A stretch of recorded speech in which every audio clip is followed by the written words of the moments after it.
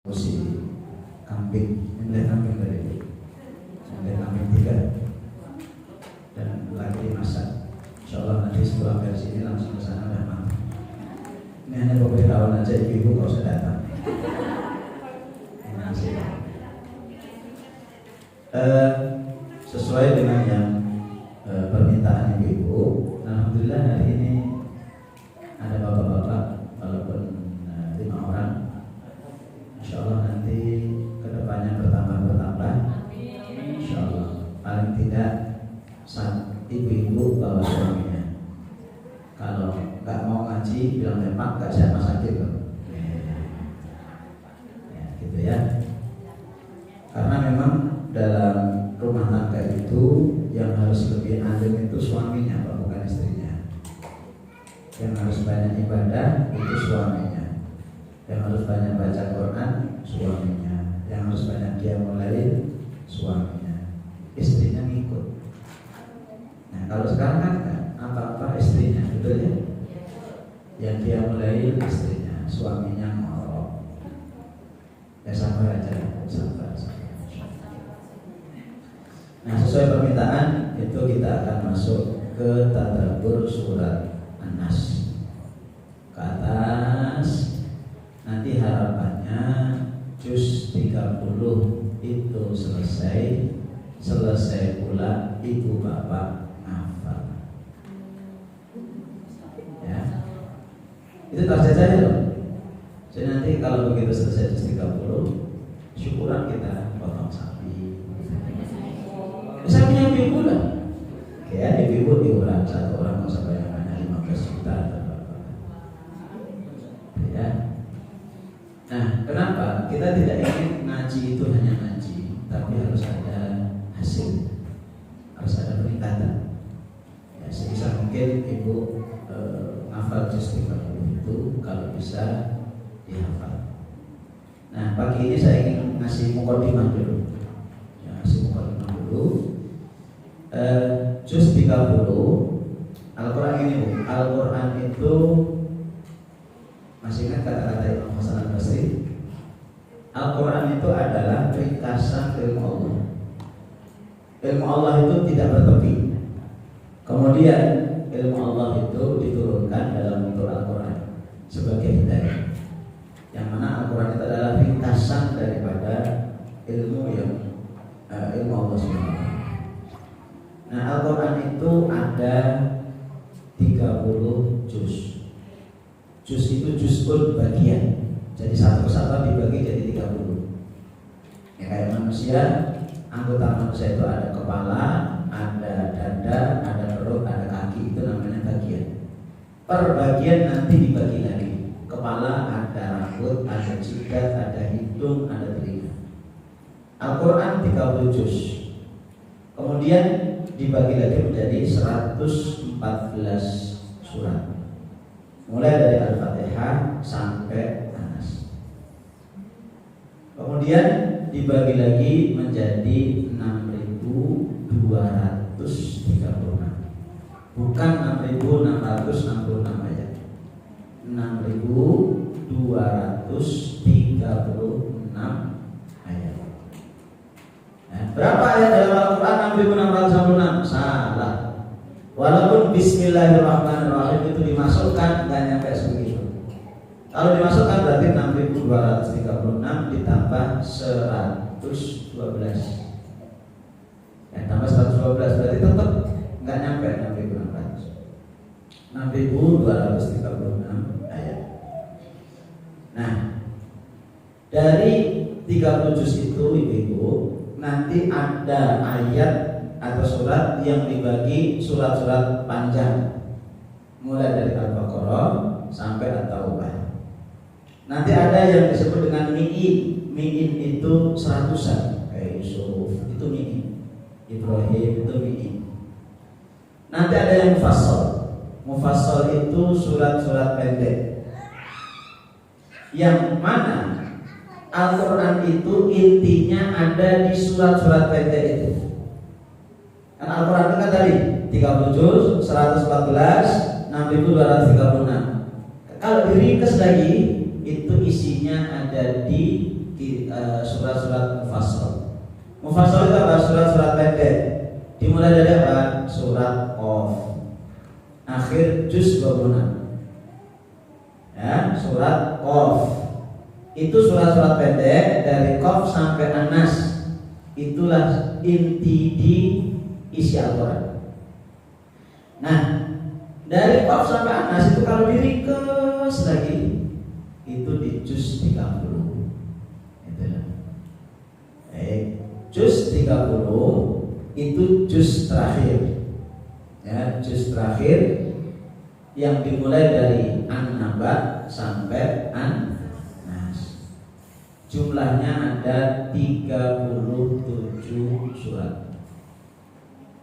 Ya, juz 30 ada 37 surat. An-Naba, An-Nazi'at, Abasa, At-Takwir sampai An-Nas 37. Jumlah ayatnya ada 564 ayat. Gak percaya Ustaz, gak apa-apa, Ibu buka Excel.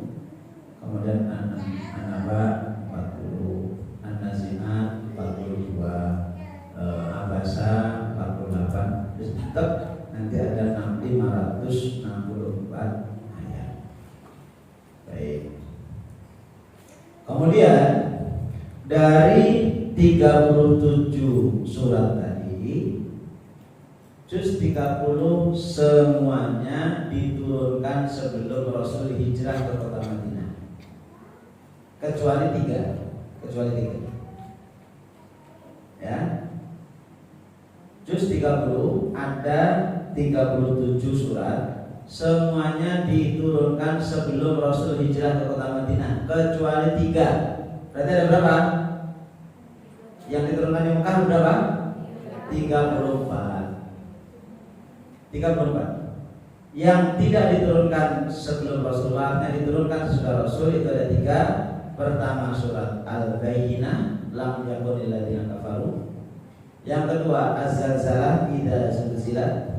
Yang ketiga idza jaa nasrullah, surat An-Nasr. Selebihnya berbicara atau diturunkan sebelum hijrah. Berarti kesimpulannya, nah ini kita sampai kesimpulan. Juz 30 kesimpulannya hampir seluruh ayat berbicara tentang iman. Oh, maksudnya ke situ sih. Juz 30 hampir semuanya berbicara masalah iman. Iman itu ada 6. Fokus lagi. Iman ada 6. Allah, malaikat, Rasul, kitab, hari akhir, dan qadar. Juz 30 paling banyak mengangkat 2 tema iman, yaitu iman kepada Allah dan iman kepada hari akhir. Saya ulangi, juz 30 mengangkat tema iman, tapi dari 6 itu yang banyak disinggung di dalam Al-Quran juz 30 adalah Allah dan hari akhir. Nanti sisanya kitab ada sedikit, malaikat ada sedikit, kemudian qadar malah tidak ada. Qadar nanti di surat yang lain. Artinya apa? Begitu kita sudah megang 2 ini, Bu, sudah yakin Allah itu adalah ada, yakin hari akhirat itu ada, dan bisa merasuk dalam diri kita, selesai urusan dunia. Nah, bahasanya begitu. Dan beres. Kenapa? Sumber utama masalah dalam hidup 2 itu. Tidak percaya kepada Allah atau masih ragu-ragu. Yang kedua, tidak mempercayai hari akhir. Kalau 2 ini sudah beres, selesai sudah. Maka harapannya dengan kita mempelajari juz 30 memantapkan kita yang sudah beriman kepada Allah, memantapkan kita yang sudah percaya kepada hari akhir. Begitu ya. Baik. Ini mukadimah dulu tentang juz 30 biar nanti kita ini mau kemana sih? Kajian itu mau dibawa kemana? Mau dibawa ke dua tadi, mengenal Allah dan mengenal hari akhir lewat juz 30. Ya, lewat juz 30. Sehingga satu, insya Allah nanti saya udah bawa laptop, nanti filenya saya kasihkan ke panitia, diambil aja. Itu sudah saya lengkap dari An-Naba sampai An-Nas, itu sudah saya susun. Itu kurang lebih sekitar, kan ada surat yang panjang, ada yang pendek ya. Yang pendek biasanya sekali pertemuan selesai. Tapi yang panjang mulai dari An-Naba, An-Nazi'at, Abasa sampai sampai surat Al-Lail itu rata-rata 2 sampai 5 kali pertemuan. Sehingga itu sekitar menjadi hampir 70 pertemuan. Baik, 70 pertemuan. Jadi selesai juz 30 itu 70 pertemuan. Berarti kalau 1 bulan sekali, kemudian 1 tahun itu ada 12, dikurangi taruhlah 2, ya kan otomatis Ramadan libur ya. Taruhlah 10, berarti 70 dibagi 10 butuh 7 tahun selesai. Insya Allah. Dan saya nggak tahu bapak ibu masih bisa lanjut apa enggak. Khawatirnya sudah innalillah. Ya sudah innalillah kan? Sudah innalillah, sudah meninggal apa-apa. Kurang lebih nanti 7 tahun selesai. Ya Allah Ustaz, 7 tahun. Itu pun sudah saya cepetin Bu. Kalau mau dilambat-lambatin bisa sampai 80-90 kali pertemuan. Itu sudah saya ya dimodifikasi seenak mungkin lah. Insyaallah. Berarti selama 7 tahun itu ibu harus hafal juz 30. Insyaallah bisa beneran ya. Kan insyaallah Ustaz. Kan kadang-kadang insyaallah kita itu insyaallah tidak. Gitu Bu ya. 7 tahun. Itu kalau lancar. Bisa jadi saya yang pergi, bisa jadi saya nggak bisa jadi saya mungkin meninggal duluan, tapi kurang lebih 7 tahun itulah. Maka sabar aja, dan nanti insya Allah per pertemuan akan dibagi kertas yang isinya tulisan saya itu, nanti kita tinggal nulis. Dan saya pengen ibu-ibu tidak hanya nguping aja. Kalau nguping nanti sampai rumah hilang. Jangan sampai rumah keluar dari masjid itu sudah lupa. Apalagi yang punya cucu, apalagi yang punya utang, ayo cepat lagi lupa. Baik, kita sekarang masuk ke surat An-Nas. Nanti polanya gini Bu, saya kasih tahu polanya. 1, kita akan membaca surat. Ya, semua surat sudah saya buat tulisannya. Maka nanti kertasnya jangan dibuat untuk bungkus bakwan, bungkus tempe, jangan disimpan karena ada Al-Qur'annya. Kalau memang udah rusak dibakar, ya abunya kemudian dipendam, jangan dibawa ke sampah. Baik. Jadi nanti saya baca, ibu-ibu, bapak-bapak ikuti. Kemudian kalau ada yang mau baca 1 orang silakan sebagai sampel aja, sebagai ya contoh.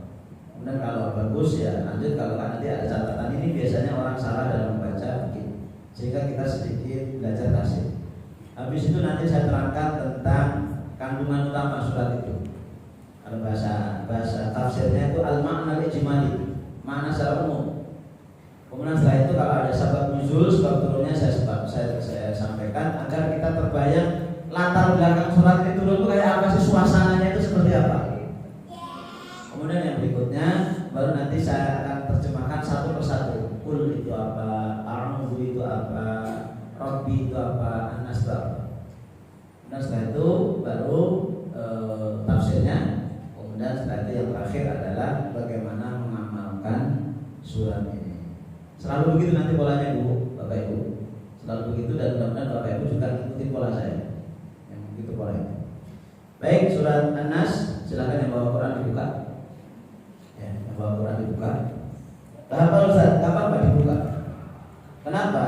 Biar Bapak Ibu tahu posisi surat An-Nas itu di dalam Al-Quran di mana? Kiri paling bawah halaman 604 di Quran.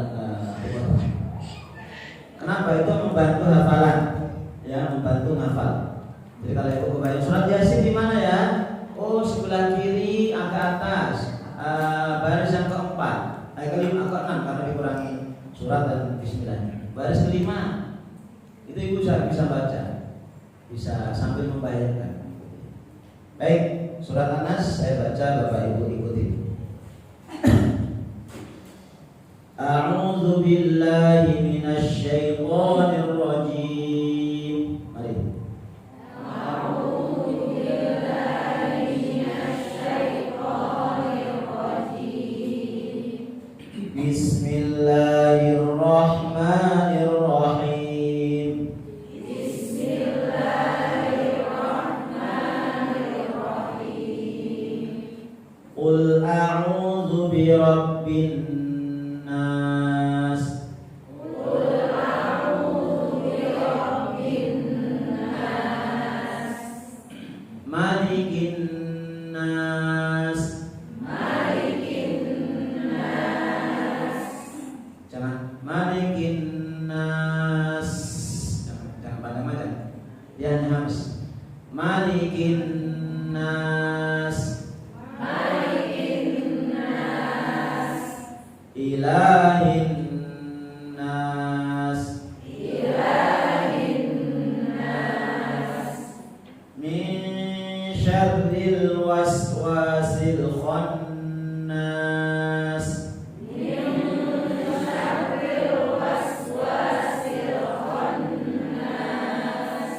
Alladzi yuwaswisu fi sudurin nas. Alladzi yuwaswisu fi sudurin nas. Minal jinnati wan nas.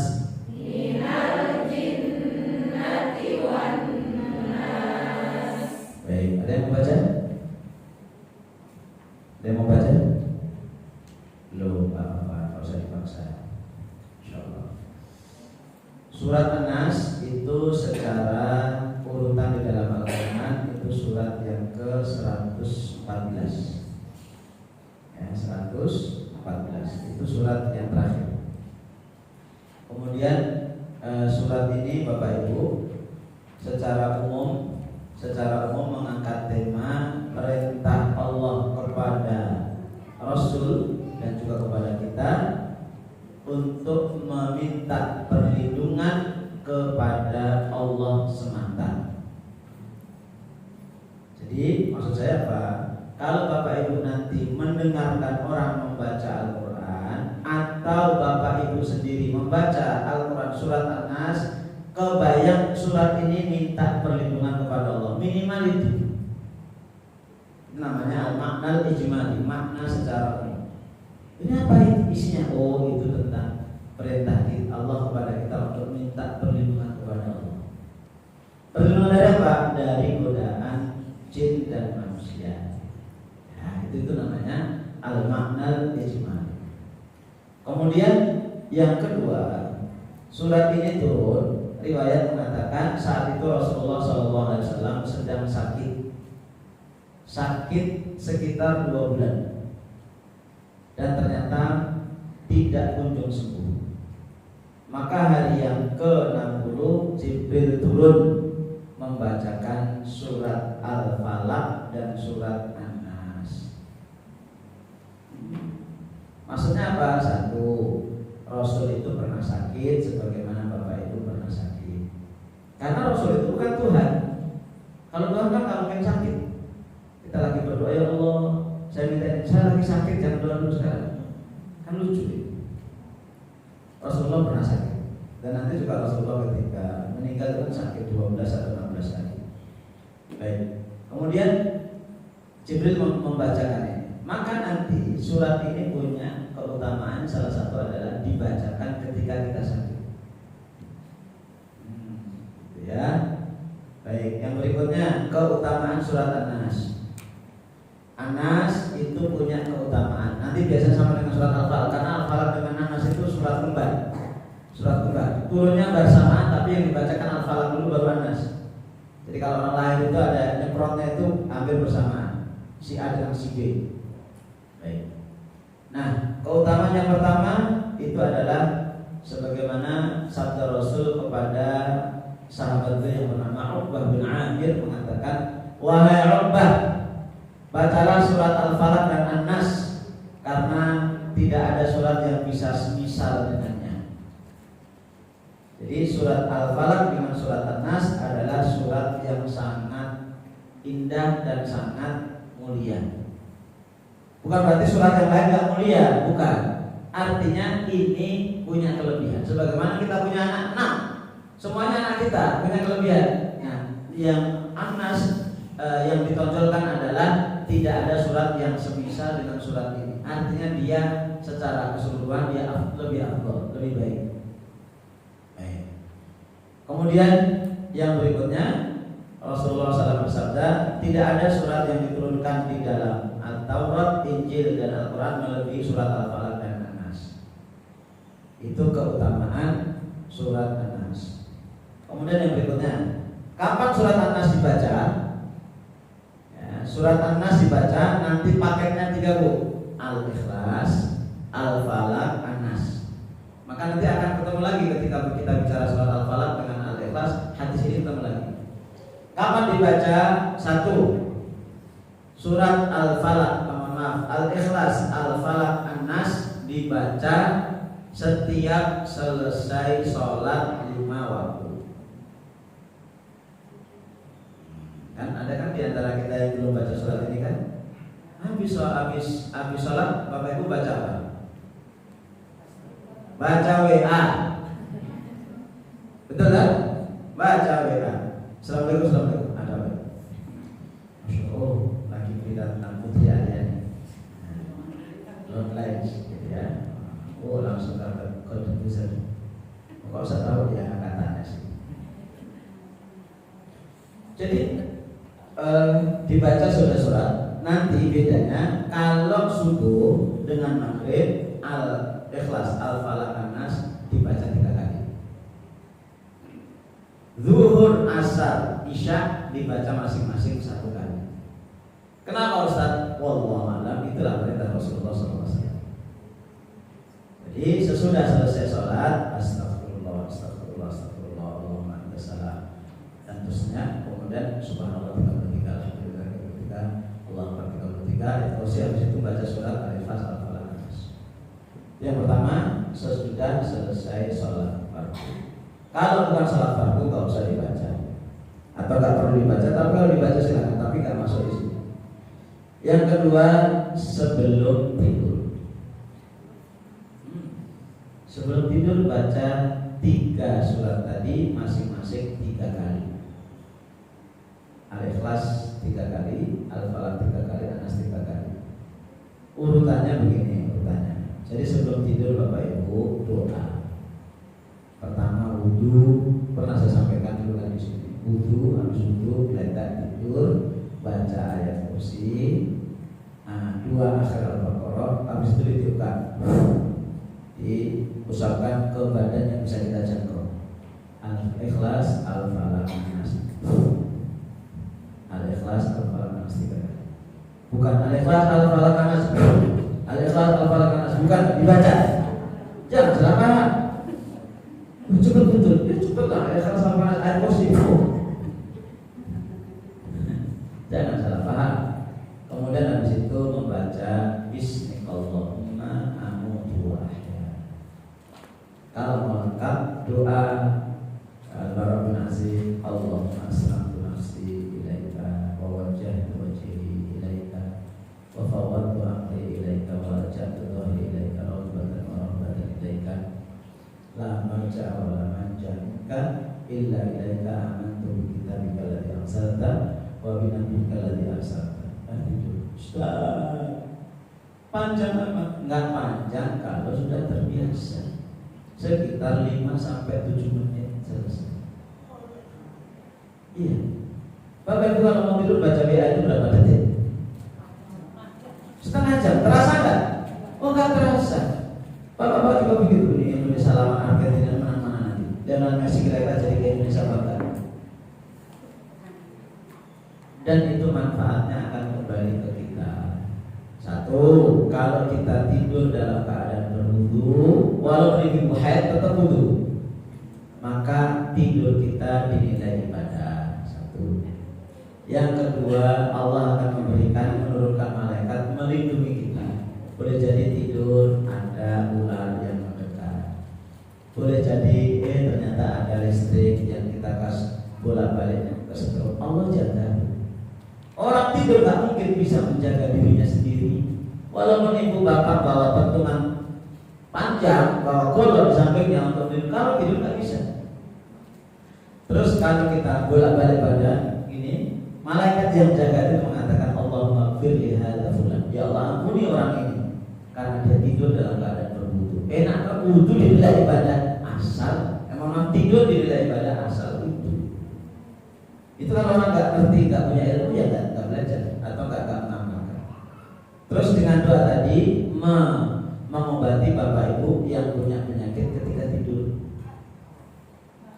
Tidur itu ada penyakitnya.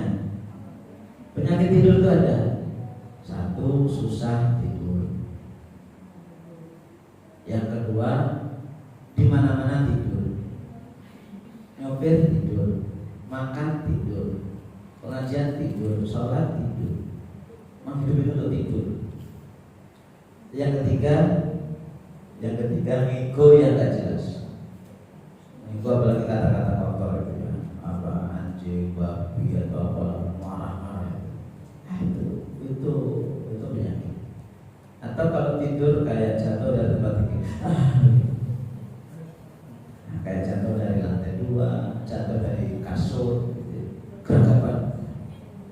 Atau kalau tidur ketindihan dia, nggak bisa ngomong, nggak bisa mau gerak nggak bisa begitu gerakan. Itu kan. Akhirnya kalau nggak diobati nanti stres dia takut tidur. Apalagi kalau tidur suka kayak dikejar-kejar oleh binatang buas, dikejar-kejar hantu, itu sangat penyakit. Karena kata Allah itu wa ja'alna naumakum subata. Kami jadikan tidur kalian itu untuk istirahat.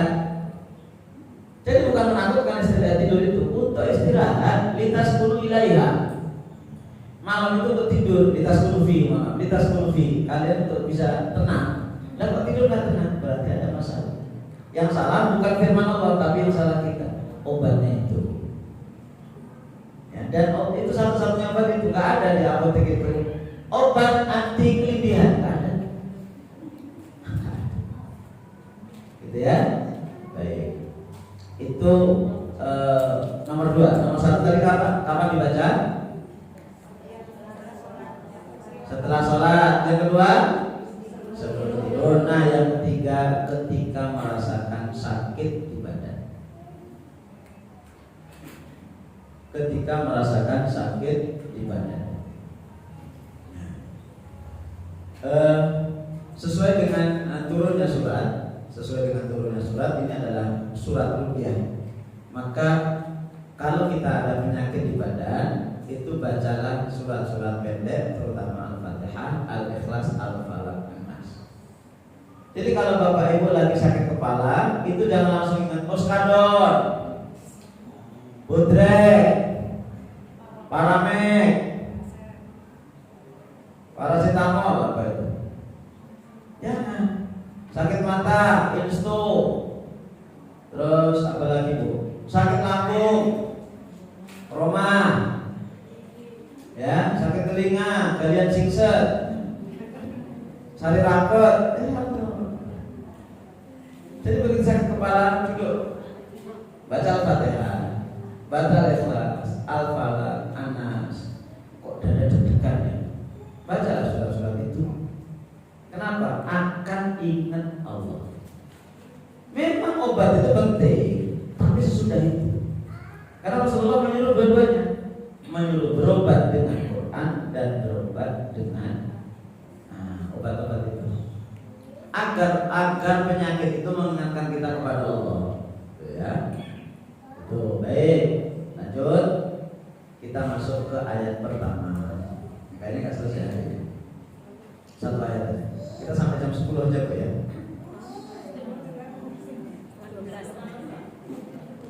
Oke. Jangan lama-lama. Sana sudah nunggu ambilnya. sampai jam 11 nanti tanya jawab. Ayat pertama, Qul a'udzu birabbin nas. Qul dari kata-kata qala yaqulu. Ini ada alhamdulillah.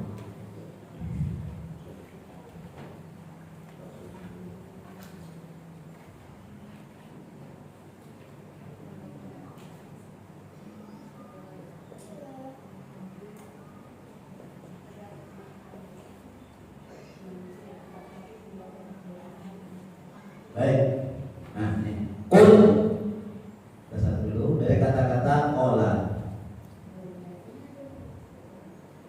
Yaqulu. Yang artinya apa? Berkata, kemudian kata perintahnya qul. Berkata itu dari kata-kata kata ditambah sisipan depan prefix berkata. Perintahnya katakanlah. Bahasa Arab juga begitu. Bahasa Inggris kan say, saying, say. Katakan. Kul katakan. Kata-kata kul katakan ini perintah Allah kepada Rasulullah SAW. Dengan kata-kata kul Bapak Ibu ada banyak pelajaran nih. Nih kul ini manfaatnya apa? Pertama Allah memerintahkan Rasul diperintah. Kenapa? Allah itu yang utus Rasul, maka Allah memerintah Rasul. Berarti kul ini mengajarkan kita kalau Allah yang mengutus Rasul itu adalah utusan karena disuruh berkata. Itu satu. Kemudian yang kedua, manfaat kul yang kedua, Rasulullah adalah orang yang amanah. Apa maksudnya? Rasulullah amanah. Maksudnya amanah di sini Rasulullah tidak mengedit firman Allah satu kata pun. Apa kata dari Allah itu gak dirubah. Padahal yang penting apa di sini? Katakan, aku berlindung kepada Allah. Disuruh apa? Berlindung kepada Allah. Yang penting kan kita berlindung. Paham maksud saya? Misalnya begini, bapak nyuruh ibu, Bu, katakan ke anak-anak kumpul, kita mau pergi. Begitu ibu ketemu anak-anak ngomongnya apa? Nah, bapak nyuruh kalian kumpul, kalau nggak kumpul kalian akan disabet. Tambahnya gak jelas. Kalau ibu orang yang amanah, ibu akan mengatakan ke anak-anak, Bu, katakan ke anak-anak kumpul, kita mau pergi. Itu persis yang diucapkan lisannya bapaknya. Kalau kita kan nggak, karena katakan ini nggak penting, dibuang kan, betul? Nah, kumpul, kita mau pergi. Nah, itu diringkas. Nah, Allah mengatakan, Qul a'udzu birabbin nas. Katakan. Kata-kata kul tidak dibuang oleh Allah. Tidak dibuang oleh Rasulullah SAW. Apa adanya dari Allah begitu. Artinya apa? Rasulullah nggak mengedit Al-Quran. Paham saya? Paham ya, Bu? Artinya apa? Dari Allahnya begitu. Padahal yang penting kan, mohon maaf, isinya kan ini. Ini kan isinya. A'udzu birabbin nas. Kan isinya itu. Ini kan perintah Allah. Tapi sama Rasulullah tidak dibuat, karena memang paket dari Allah begitu. Qul a'udzu birabbin nas. Kan yang penting kan a'udzu billahi minasyaitonir rajim. Kan yang penting itu. Maksudnya paham Quran. Jadi Quran tidak diedit. Nanti puncak Quran tidak diedit Bapak Ibu di surat Abasa. Abasa wa tawalla an ja'ahul a'ma, itu menunjukkan Rasulullah sangat amanah. Ayat itu teguran Allah kepada Rasulullah SAW yang berpaling dari Abdullah bin Umi Maktum. Dan ketika diturunkan itu hanya Rasulullah yang tahu. Kalau beliau ditegur oleh Allah itu hanya beliau yang tahu. Sahabat tak tahu. Besoknya surat itu dibacakan oleh Rasulullah untuk ditulis. Tidak dirahasiakan oleh Rasul. Padahal itu ayat teguran. Ayat teguran dari Allah kepada Rasulullah. Padahal itu baca. Dalam rangka apa? Untuk menutupi tanda kutip, menutupi kewibawaan Rasul. Rasulullah enggak. Karenanya adalah dari Allah disampaikan. Rasulullah SAW tidak mengedit sedikit pun. Mudah-mudahan dengan memahami kul tambah cinta kita kepada Rasul, sehingga tambah cinta kita untuk baca Quran. Begitu ya?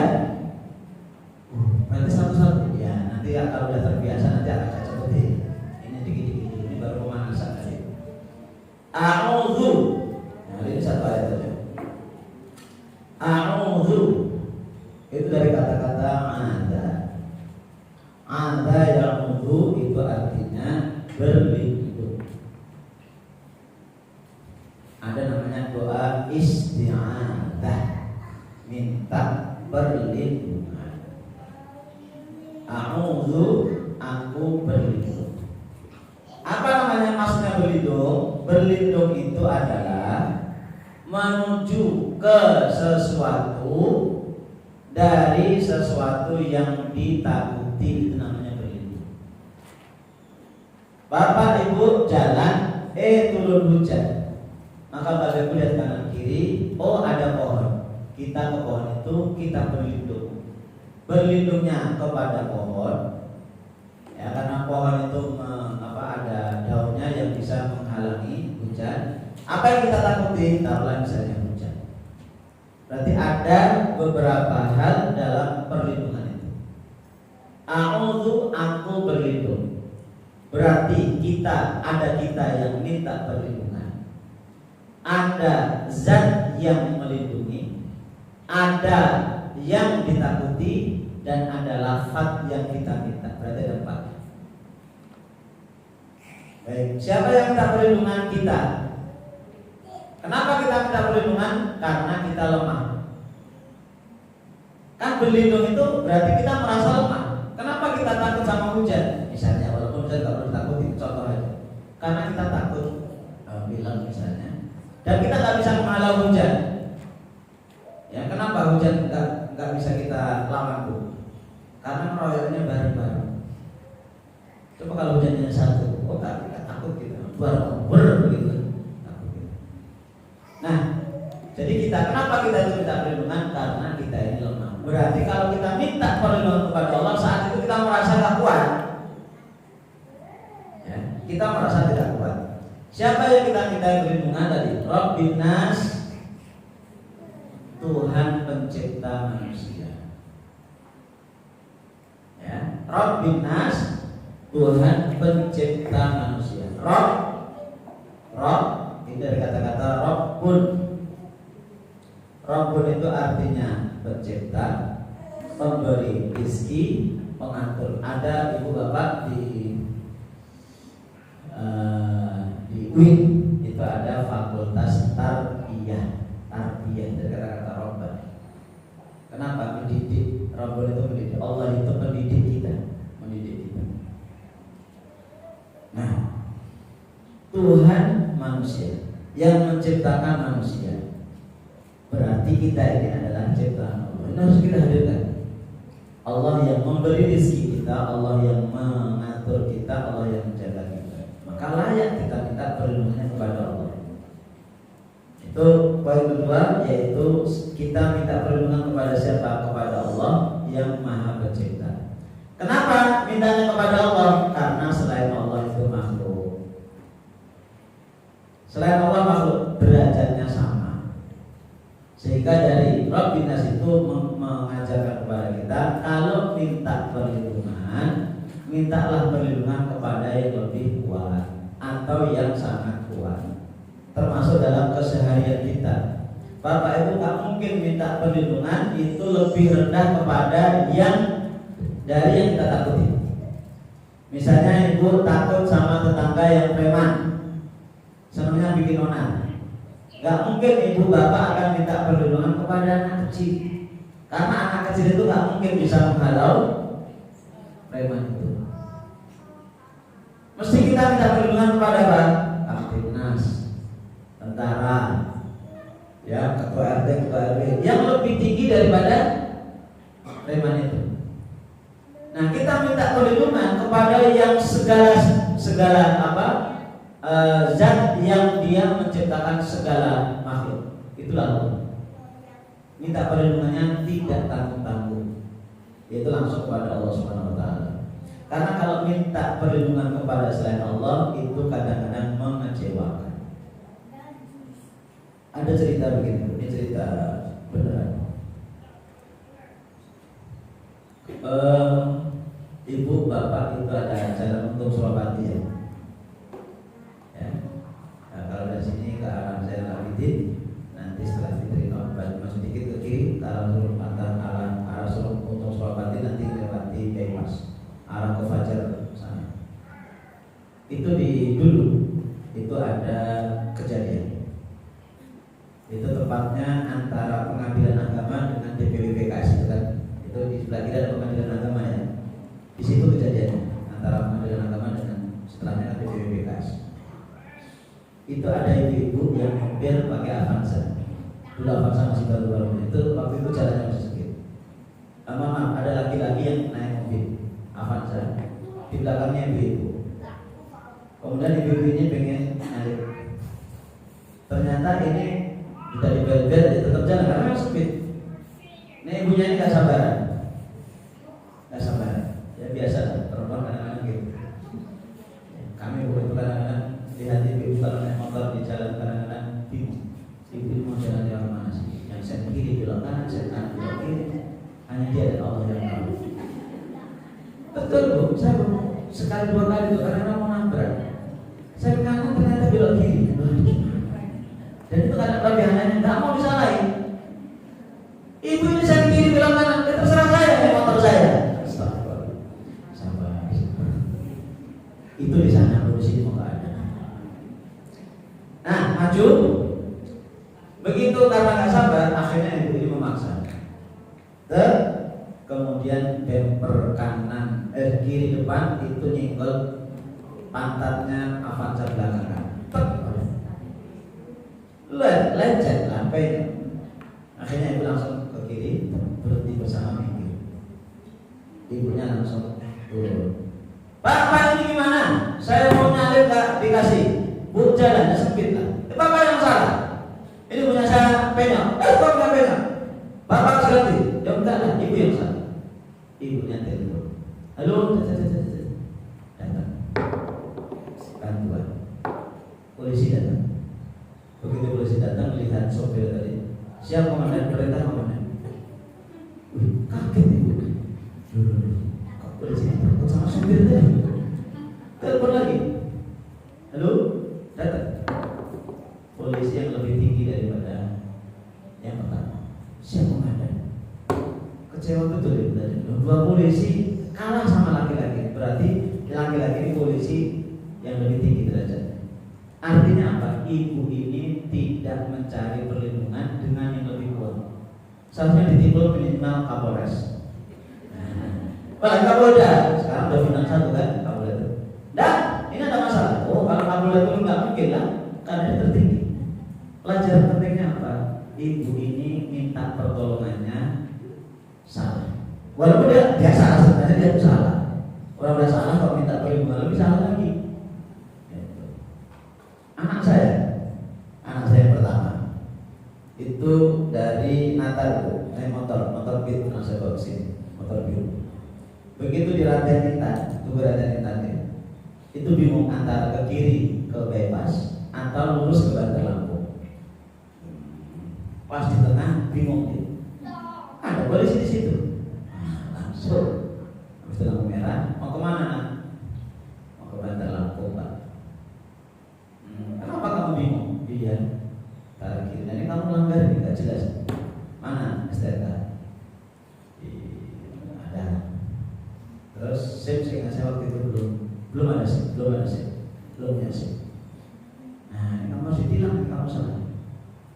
Terus ditanya, kamu tinggalnya di mana? Di Gunung Terang Pak. Saya di Gunung Terang 7. Kamu apa? Santri Pak. Nah, kok polisi itu ngomong gini, bapakmu kerjanya apa? Dia tanya, bapakmu kerjanya apa? Saya kan seharusnya bilangnya swasta kalau saya bukan PNS. Tapi dia jawabnya, Masya Allah, saya nggak tahu siapa yang ngajarin. Bapak saya gurunya Pak, disebutkan polisi. Gurunya Pak Fulan, ustadznya Pak Fulan. Kaget dia. Habis itu dikasih Pak karena polisi ini atasan dia. Nggak bisa sebutkan nanti bawa ibu pakaiannya. Ya, itu atasan yang ngurusin semua polisi yang ada di Bandar Lampung, yang di Lapangan itu dia yang pakai. Habis itu dia pulang terus cerita ke kami, ketawa saya bilang, nah, Abi aja nggak pernah memanfaatkan polisi itu loh, nah, seperti itu. Ya gimana lagi, Bik, katanya. Jangan diulangi. Ya kalau terpaksa nggak apa-apa sih. Jangan diulangi, nggak boleh kayak gitu. Mana mulai polisi? Maka sesekali itu saya tuh ngajarin anak-anak, nah polisi itu lihat makannya itu di sini V1, 2, 3, 4, nanti kalong, habis kalong itu nanti bata 1, 2, 3, habis itu melatih saja anak. Saya jadi bukan untuk lawan, biar tahu aja, gitu. Biar tahu aja. Nah, ya, nanti habis itu baru dikaitkan dengan iman. Di dalam Islam juga ada pangkat-pangkatnya nanti para nabi, rasul, syuhada, sholihin, ada pangkatnya. Baik. Jadi kalau minta perlindungan itu mintalah perlindungan kepada yang lebih kuat. Ada kasus yang sama, kawan saya itu ditilang di depan pengadilan. Sehingga saya di depan pengadilan atau di depan Abdul Umum. Kawan saya polisi itu ditelepon dan minta tolong, dan kenapa saya ditilang. Ini sebenarnya nggak boleh sebenarnya, Pak, sebetulnya nggak boleh. Tapi nggak tahu kemudian kawan saya itu polisi itu ngobrol sama yang hilang. Ya, yang hilang ini kan geram, orang ditilang kok dia telepon, padahal dia telepon polisi. Kemudian langsung diambil. Kamu ngomong sama siapa? Saya tilang kok kamu malah ngobrol sama orang. Halo, saya Simanjuta. Nah, dia Simanjuta. Polisi, kamu siapa? Itu Ustaz saya, kata polisi. Kamu mau dipindah ke Lampung Barat? Kamu siapa? Sebutkan nama polisi. Siap. Ini secara minta perlindungan benar, walaupun itu salah, tapi salah minta perlindungan benar kepada yang lebih atas. Gitu ya. Jadi kalau kita minta perlindungan, mintalah kepada yang lebih tinggi. Ya, kepada yang lebih tinggi, yaitu apa? Yang paling tinggi adalah Allah Subhanahu Wa Taala, di mana Allah itu Rabbun Nas, pencipta manusia. Berarti manusia yang kita takuti juga punya Tuhan, namanya Allah. Preman yang kita takuti juga manusia. Semua yang kita takuti itu juga manusia. Maka mintalah kepada Allah Subhanahu Wa Taala. Ini ayat pertama. Insyaallah silakan kalau ada yang mau ditanya, nanti lanjutannya insyaallah di pertemuan yang akan datang. Monggo kalau ada yang mau ditanya dari materi ini atau materi yang lain.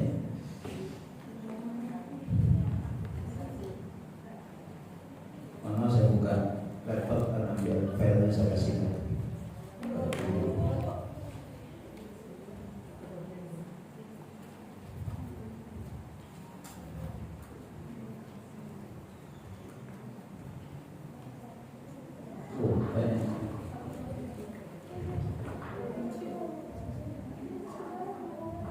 Apakah tidak apa-apa jika tidak membaca doa iftitah ketika masbuk dan imam sudah membaca surat Al-Fatihah? Baik. Yang pertama, ketika kita sudah bergabung dengan imam, ya, ketika kita sudah bergabung dengan imam, maka ketika masih ada kesempatan untuk bacalah Al-Fatihah. Nggak perlu membaca doa iftitah karena dia hukumnya sunnah. Ya. Kemudian ketika imam itu selesai membaca surat pendek, kemudian rukuk sementara Al-Fatihah kita belum selesai, maka Al-Fatihah dihentikan, langsung ikut rukuk bersama imam. Jangan nunggu selesai. Loh kan itu kan rukun, iya rukun, tapi itu sudah ditanggung oleh imam bacaan kita, itu sudah ditanggung. Oke, itu masalah. Bahkan ketika kita datang, kemudian begitu Allahu Akbar, imam rukuk, langsung ikut rukuk, nggak perlu baca Al-Fatihah. Apa sah? Karena kondisi seperti itu bacaan Al-Fatihah sudah ditanggung oleh imam. Kecuali kalau kita datang, kemudian kita berdiri, imam misalnya sholat zuhur rakaat pertama, kita Pas ikut rakaat kedua begitu berdiri kita ngelamun aja mikirin, ya Allah tadi saya dimarahin sedih kenapa, lupa baca Al-Fatihah, maka rakaat kedua itu tak sah karena masih ada kesempatan untuk membaca. Baik, ini nggak jelas ya, pakai lampu dulu. Ustaz, kalau kita sudah wudu waktu tidur lalu kita tidak sengaja buang angin, apakah kita harus wudu lagi? Iya, selama kita masih sadar wudu lagi. Jadi ketika mau tidur gitu ngantuk terus buang angin, nah wudu lagi. Kecuali kalau pas tidur, dan tidur itu kan membatalkan wudu kan? Nah itu lain karena tidak sadar. Jadi kalau sebelum tidur udah mapan, kemudian kalau buang angin wudu lagi.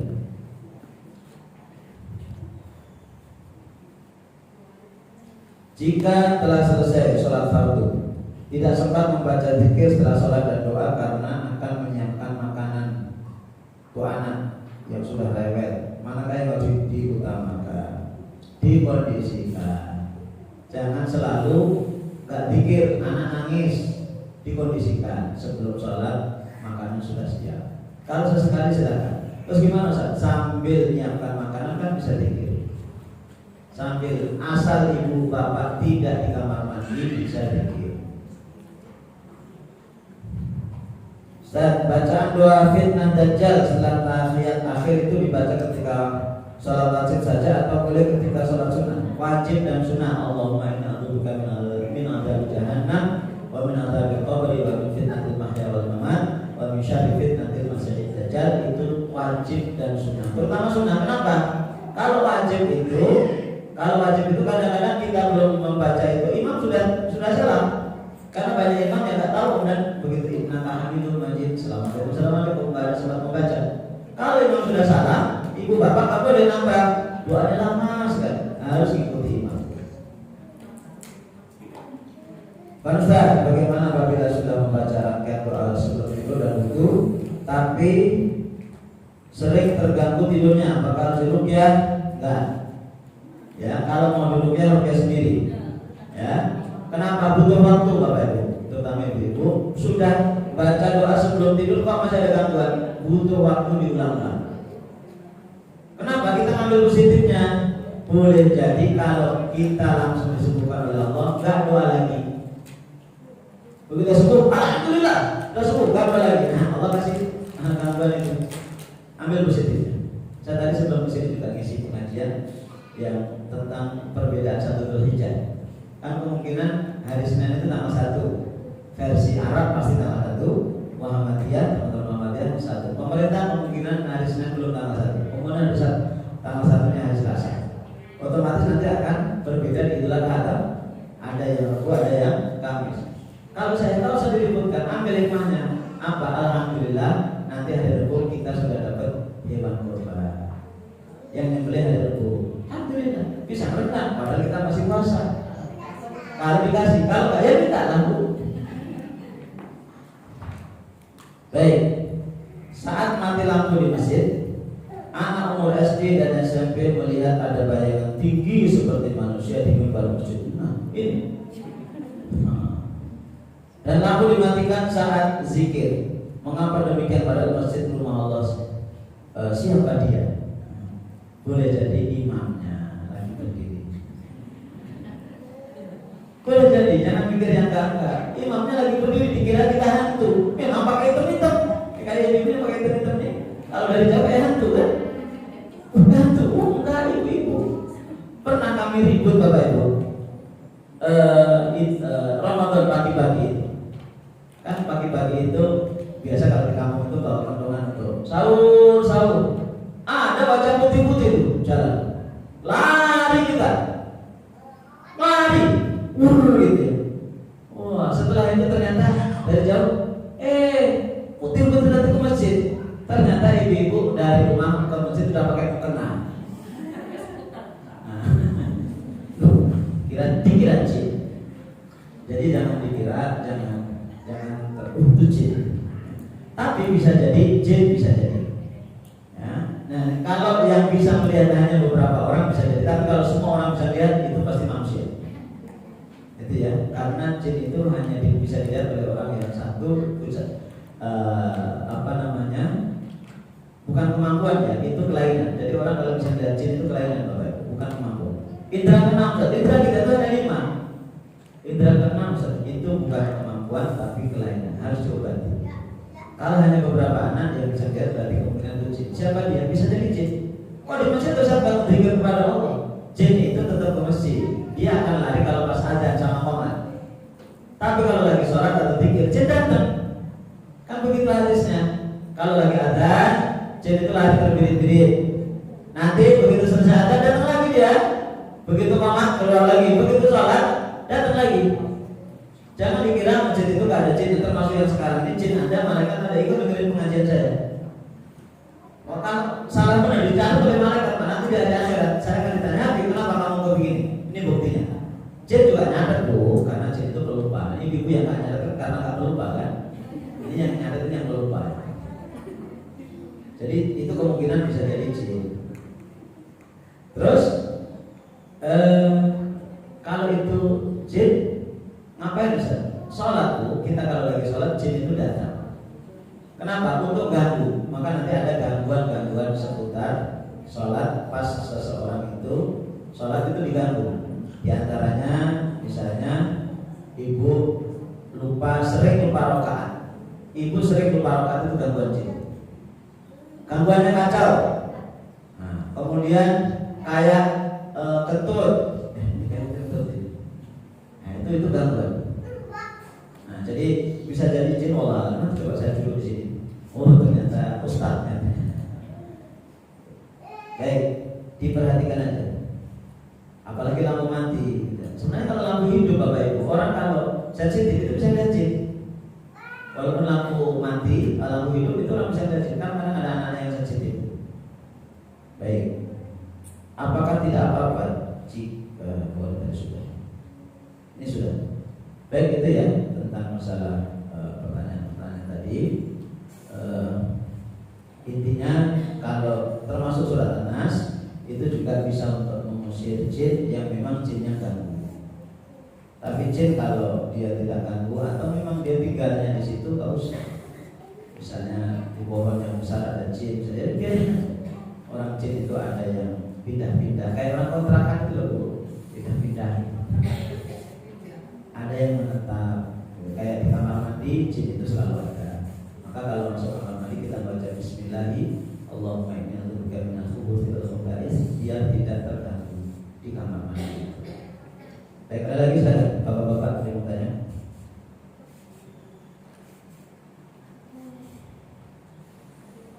Ada lagi?